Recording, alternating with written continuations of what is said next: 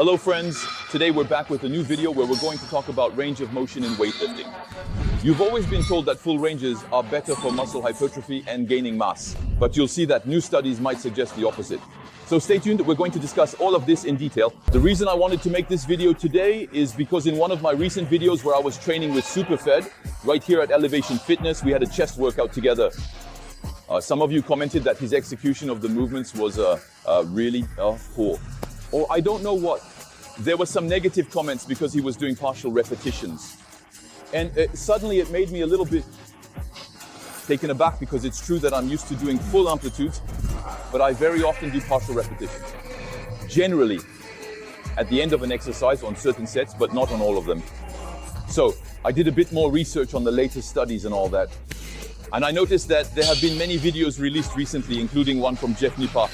He's a very well-known American YouTuber with several million subscribers, also a bodybuilder, and he analyzes the latest scientific studies in weightlifting.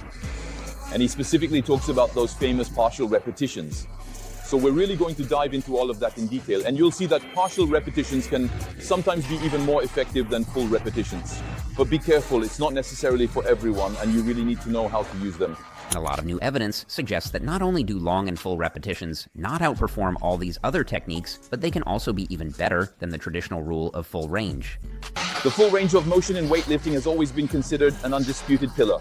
It's true that traditionally we're taught that to maximize hypertrophy, each repetition should extend from the maximum contraction point to the maximum stretch point of the muscle. But as I was saying earlier, there are recent studies that are starting to question this universal approach. For example, there's a study published in the Journal of Strength and Conditioning Research.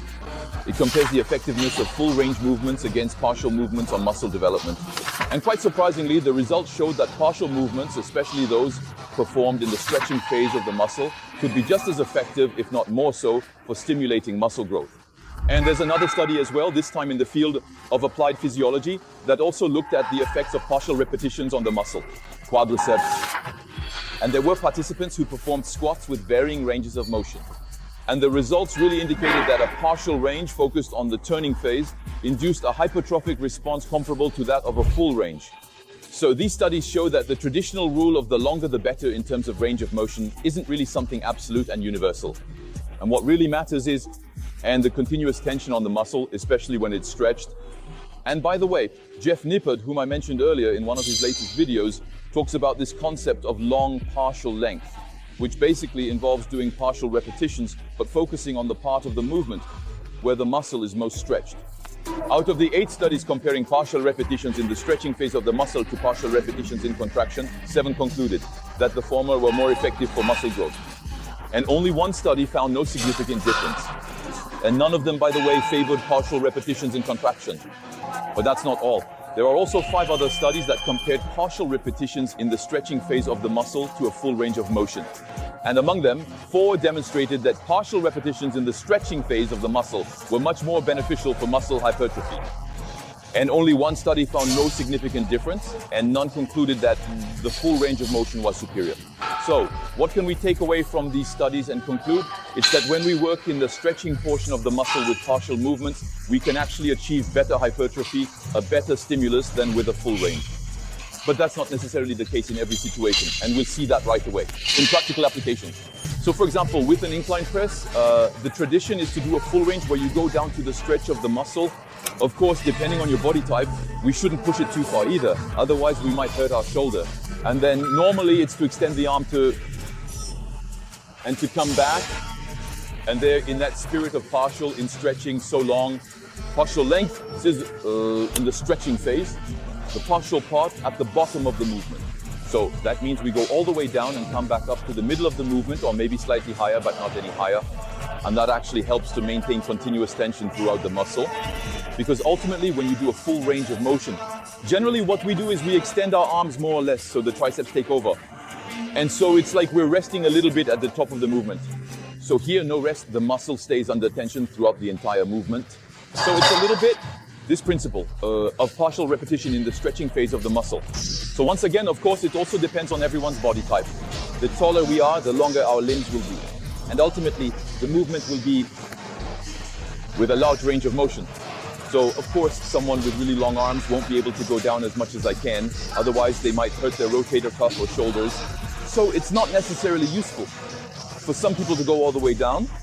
So you really need to adapt this to your own morphology. What's also important is the feeling and to maintain this continuous tension after all. And when you look at the best powerlifters, they have a really well-developed rib cage. They have shorter limbs actually, because the smaller the range, the more strength they ultimately have. So they don't need to do full amplitudes. Here, we're talking about partial repetitions for hypertrophy, not for strength. So here, it's even more obvious with an exercise like this one. So this is on a machine. It's true that a machine like this one is a bit better than using dumbbells. Because you obviously notice that when you have dumbbells in a fly here, whether inclined or flat, this part right here has almost no tension at all. So it's true that ultimately, it really makes sense. These partial repetitions during the muscle stretching phase, especially for this kind of fly exercise where we stop roughly here. So it's true that with a machine like this or with cables, we can have continuous tension all the way through the movement, but that's not the case with dumbbells. So according to these studies, it suggests that this movement is more interesting in this part, roughly up to here. So the same goes for squats. The goal is actually not to fully extend your legs at the end of the movement, because when your legs are fully extended here, you're resting. So you don't have that continuous tension.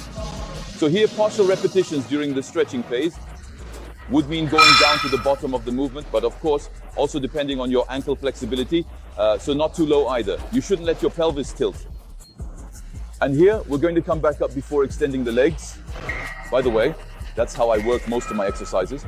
Legs, because of course with my back and all that, I can't load up too much.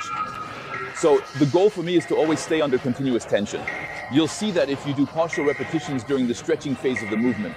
For everything related to squats, for all the goblet squats and others, you're really going to feel a strong pump in your quadriceps and hamstrings as well.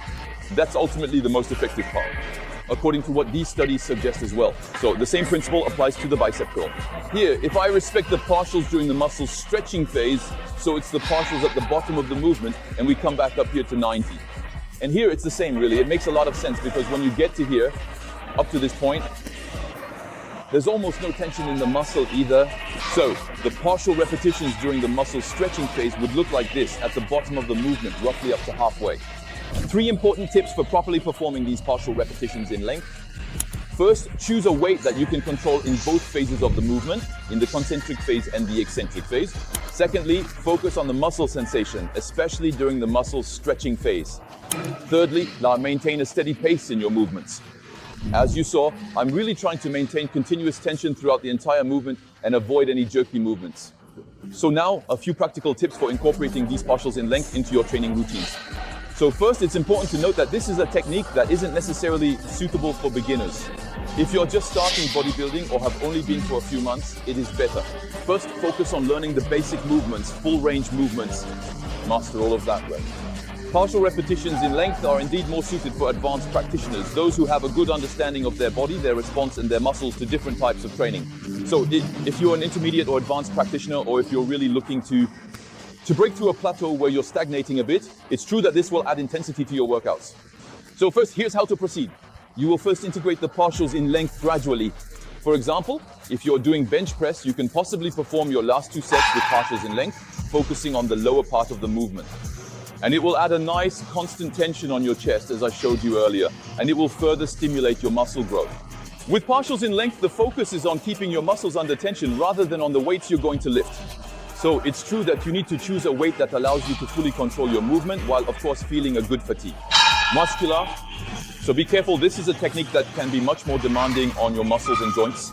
So it's true that it's essential to have a workout partner if you can, especially for exercises like the bench press or squats. And when you're working on partials at length, you can quickly reach a point of pretty intense muscle fatigue. And it's true that without assistance, it could put you in a pretty tricky situation. So especially if you're not able to rest or safely put the bar down. Otherwise, you can definitely use machines, as I also showed you in this video. You should always listen to your body anyway. So if you feel any unusual pain or discomfort, stop immediately. Partials at length need to be performed with correct technique and control. To sum up, partials at length are a pretty powerful tool for advanced practitioners who want to maximize muscle hypertrophy. And if used correctly, it can help you break through plateaus and further stimulate muscle growth. But as always, safety and technique are paramount. Well guys, anyway, I hope you enjoyed this video. Today, we tried to show a little bit of the new research that calls this into question. Ultimately, the idea that full range of motion is absolutely necessary to maximize muscle hypertrophy and therefore mass gain. And those famous partials at length, this technique of doing partial repetitions, especially in the stretching phase, opens up new perspectives. For my part as a coach, my goal has always been to find a balance between effectiveness and enjoyment in training. And it's true that each individual is different, and what works for one person might not necessarily work for everyone. So that's why I really encourage you to experiment, listen to your body, and ultimately find what works best for you. So there you go, guys. Whether you adopt these techniques of partial repetitions or not, the goal now is to keep learning, to progress, to surpass yourself. So above all, guys, don't forget to subscribe to the channel so you don't miss the upcoming videos that are coming up. And also you can check out my partner Process's site. You know that with my code Julien, you get less than 10% off all your orders, plus a bunch of free gifts. So there you go, guys. Enjoy it. With that, I'll see you very, very soon. Bye-bye.